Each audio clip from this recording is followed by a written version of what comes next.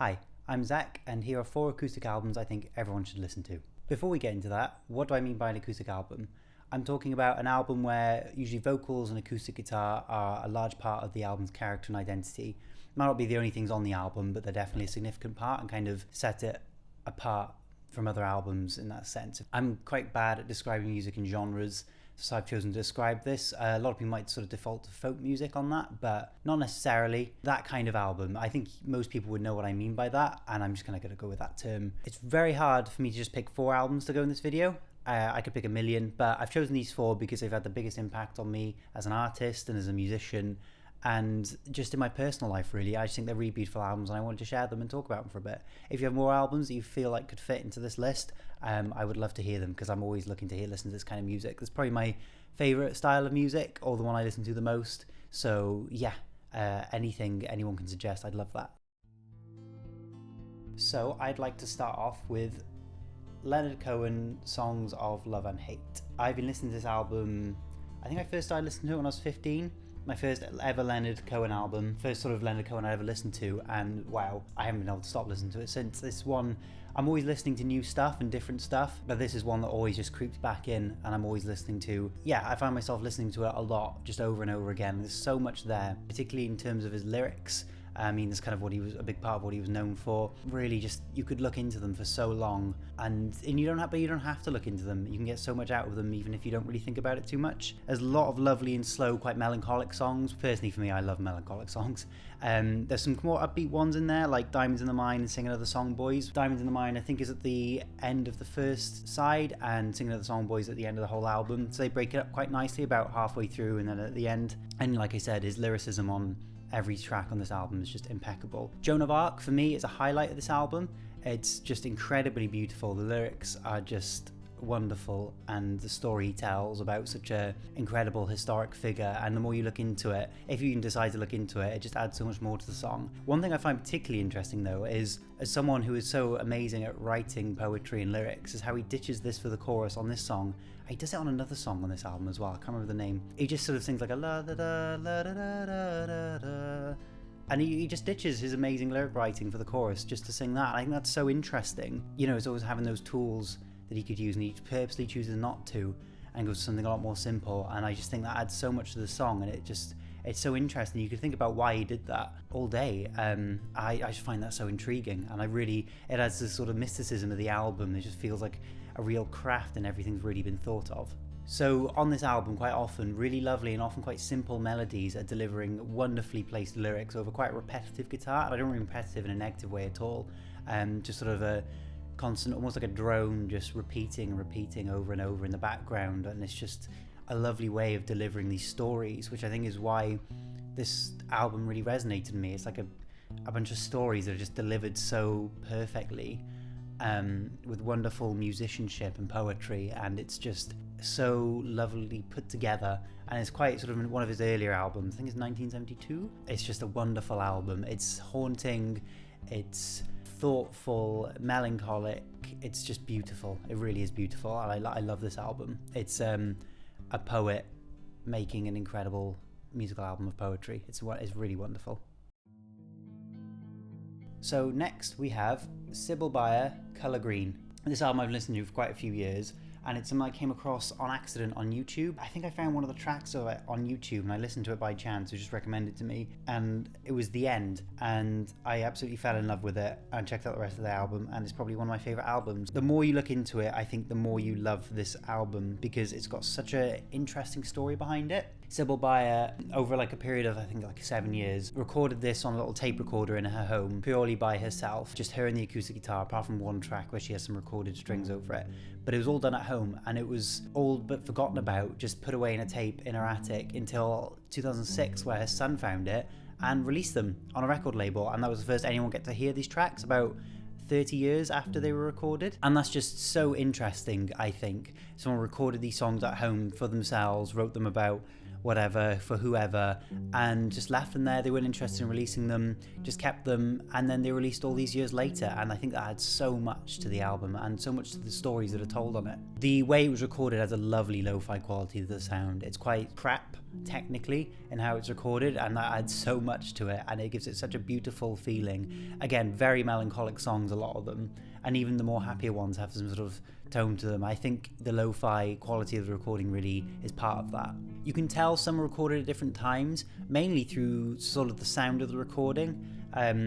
Some of them kind of sound a bit different to each other, with some, it's quite subtle, but some are a bit cleaner, for example, than others, and you can tell they just weren't all done at the same time. I don't know when they're all recorded, as in for the listener, they could have been recorded years apart. I think the album overall was recorded around, I might be wrong, but over about 7 years. So any of the tracks could be any number of years in between each other. I think that adds so much to the story of it and the mysticism, and it's going through a period of someone's life, and the songs sound so personal, and it feels like a snapshot of someone's life over the better part of a decade. It's so beautiful, and the lyrics are so well put together and so thought about, and you can tell they're personal, and it's just really wonderful listening. The songs are very well written, and musically as well. The guitar is beautifully played, quite often some quite complex sort of patterns as well, like sort of finger picking rather than just strumming, and also she really does this so wonderfully, is using chords outside of the key. Like, she's not scared to just completely use chords from whatever key really, and they just always work, and they always had a lot of the songs have a bit of a oof moment when you first listen to it. You never really know where it's going, and it just adds so much to it,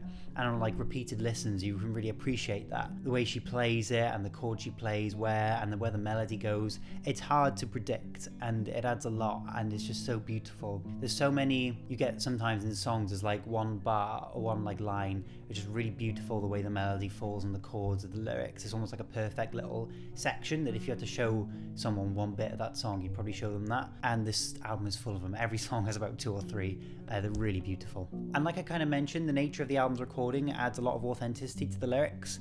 These weren't recorded in a studio to release, these were recorded at home and written at home. I don't even, who knows who listened to them before this, or she was just recording them for herself. She's still alive, but she's very much not in the public eye. Not much is known about any of it really, as far as I'm aware. So it adds like so much to the authenticity, because it feels like she recorded them for herself, and they weren't necessarily intended to be listened to by a lot of people. And it really just boosts the value of the lyrics to me. Next, we have my go-to work from home soundtrack, Doji Morita, A Boy. I was really lucky to get this in Tower Records in Shibuya in Tokyo, because they're quite hard to get outside of Japan, or at least in the UK where I live. You're looking at a very expensive album with a very expensive postage. But I got this for normal album price and brought it back myself. It even comes with the Obi strip. You can kind of see I love Obi strips. So it was really nice to grab that. This album is incredible. This is one I've been listening to for a bit less time than the others. I discovered her about like a year ago. In just a year, I've listened to her entire discography, and she's had such an influence and impact on me, and I resonated with her almost immediately. Before I even heard her music, interestingly, and I'll tell you why, it's because her story as an artist is so interesting and incredible. And Sakura Stardust has an amazing video on it, which is how I discovered Doji Morita, and I'll put a link in the description because I think you should check it out.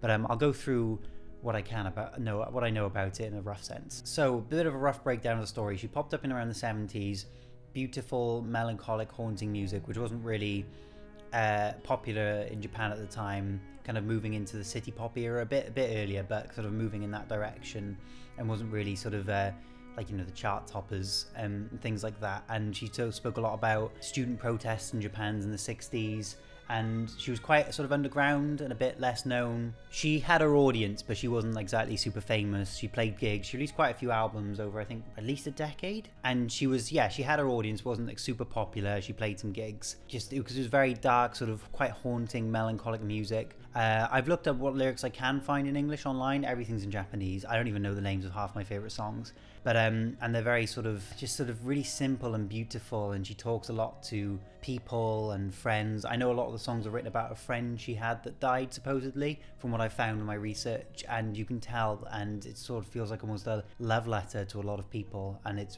they're really beautiful. But the big thing was nobody knew who she was. Doji Morita was not her real name, and nobody even really knew her sex. She was very androgynous, had long curly hair and wore big black baggy clothes, had quite a high voice, but from my research, a lot of male singers sung in that way in Japan around the time, so it was kind of sort of all up in the air. Nobody knew who she was. She wore big sunglasses. Nobody really even knows what she looked like. And then she just disappeared. She just stopped making music randomly. Well, to the audiences it was random, and she just sort of didn't surface again. Years later, I think there was a TV show in Japan that used her music, and it was a bit unusual. It was quite a depressing show from what I've heard, but they used her music on it and they got super popular. And then years later, album sort of skyrocketed and got super popular in Japan, and a lot of people listened to it, almost kind of like a Van Gogh style story in a way, but she wasn't dead. And she became super popular again, and people wanted to know who she was, but she didn't step back into the limelight or confirm anything. I think she did record a track later that was in a film, but who was she? Don't know. Nobody even knew where she was or if she was still alive or anything. So years later, quite a famous Japanese author who was a musician and then became an author wrote a book and had quite clear instructions: this will not be published until I die. I think he died around 2020 or 2021. The book comes out, and in the book he confirms that Doji Morita was actually his niece. He was a musician and helped to get into the business, and sort of confirmed a lot of things from her life, from the songs, to kind of prove it, and said she had quite a difficult life growing up, and that's where a lot of the sort of melancholy from the songs came from. And he confirmed that she was his niece and that she didn't really want fame or anything, just wanted to write and put her songs out, and he helped her with that, I think. And then she fell in love with her manager and decided she didn't want to make music anymore and became a housewife. And that's where she'd went, and she'd been living with him for a long while. Later on, I think, unfortunately, in the early 2010s, her husband had died, and not long after she died. But and it was sort of this long mystery of this sort of really almost like ghost-like figure that sort of came in and left such a mark on a lot of people and made these incredibly beautiful compositions, and it was all sort of solved. And it's just such an interesting story. I really recommend you watch the full video on it that goes into a lot more detail. I'll put a link in the description for you. This album takes quite a lot of unexpected turns. It's very cohesive. It has a very distinct sound that goes all the way through, but there's a lot, I don't want to spoil things, but there's a lot of just moments you don't expect and things that pop in and pop out, and you should never let your guard down listening to this. It really sort of lulls you into a false sense of security almost, but it's so beautiful and haunting and melancholic. And I don't really know many of the lyrics, but from what I've sort of found online, they're really just sort of very pretty, and they sound very pretty, and her voice is lovely. And track 3 is my favorite. It goes from this lovely piano and it's really soft to this beautiful loud swell that just encompasses you, and it's just so emotional, and it's just an amazing album, and all her discography is amazing, but this is probably my favorite one,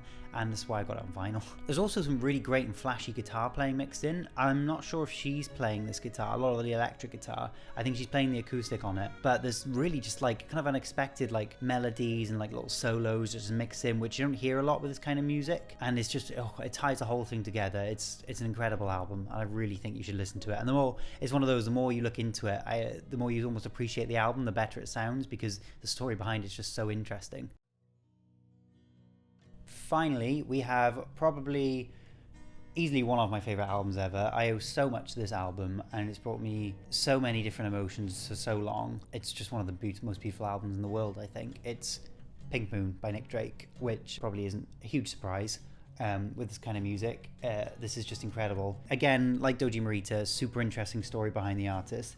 This was his third and final album. He's kind of like a Van Gogh type, wasn't popular at all, really. No, not I say at all, but not really that popular while he was alive, and really struggled to make money off his music. And really struggled to make money off of his music, and got quite poor and sort of fell quite bad with some mental health, and I think was doing quite badly by the time he recorded this album. This album was recorded in 2 nights, I think, over a weekend. It's only 28 minutes long, it's very short, but it was just him and the engineer, because apart from one song, it's all just him and his guitar, as a bit of piano on the first track, Pink Moon.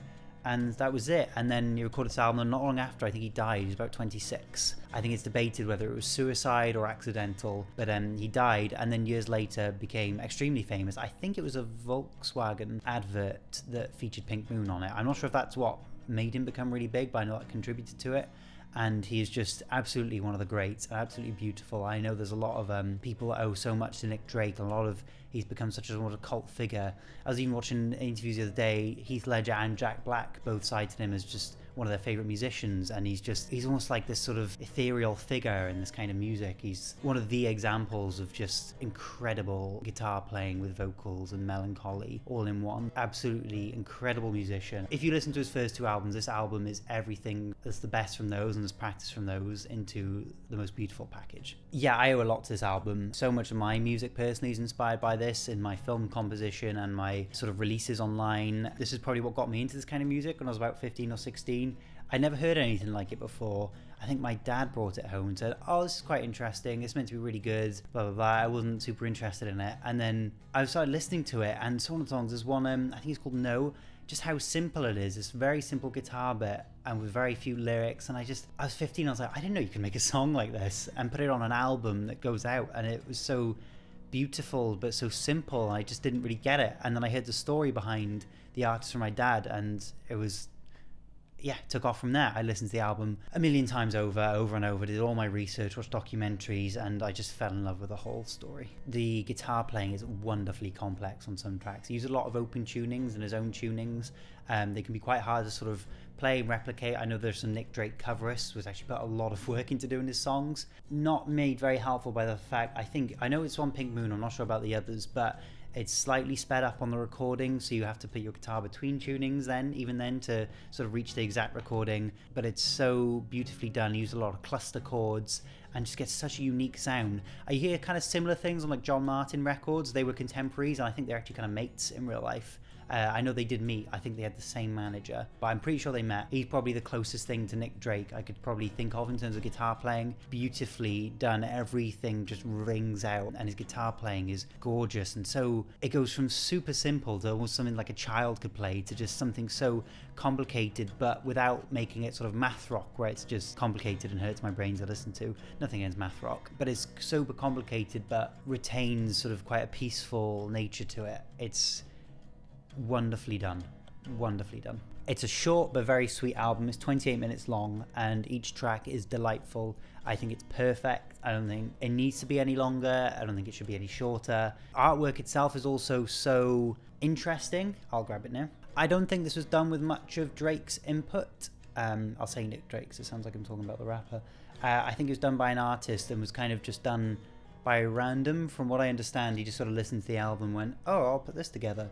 Regardless, I think it's stunning. It's such a standout cover, and it's beautiful, and it looks very much off the time. The more you look at it, the more you see. Yeah, it's like a sort of Dali painting, and it's beautiful. I think it's just really encapsulates the album in a really strange way, because it's kind of like, with the story and the context around it, such a unique album, and the unique artwork definitely suits that. I guess the last thing I have to mention on this album is when I was in university studying to become a musician, I contacted the producer of this album because it was just made by two people, as far as I'm aware, Nick Drake and the producer. I can't remember his name.